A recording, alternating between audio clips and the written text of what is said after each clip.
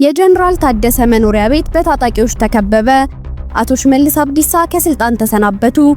የሻዕቢያ ጦር ድንበር ጥሶ አፋር ገባ።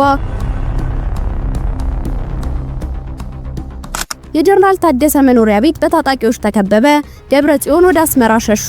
አፋር ላይ ጦርነት የለኮሱት ጀነራል ታደሰ ወረደ መኖሪያ ቤት መከበቡ በተሰማ ቅስፈት የህወሓት ሊቀመንበር ዶክተር ደብረጽዮን ገብረ ሚካኤል ደግሞ ከኢሳያስ አፈወርቂ ጋር ለመምከር ወደ ኤርትራ ማቅናታቸው ተሰማ።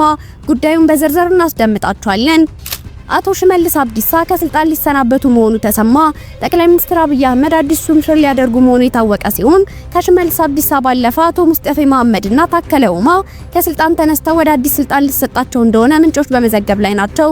አቶ ሽመልስ ለምን ከስልጣን ሊነሱ ቻሉ? በእርሳቸው ምትክስ ማን ይተካል? ከዚህ ስልጣን ተነስተው በቀጣይ የትኛውን የስልጣን ዙፋን ይረከባሉ? በሚለው ዙሪያ ሰፊ ዘገባ ይዘናል፣ ታደምጡታላችሁ። በሌላ ዜና የሻዕቢያ ጦር ድንበር ጥሶ ወደ አፋር ክልል መግባቱ ተሰማ።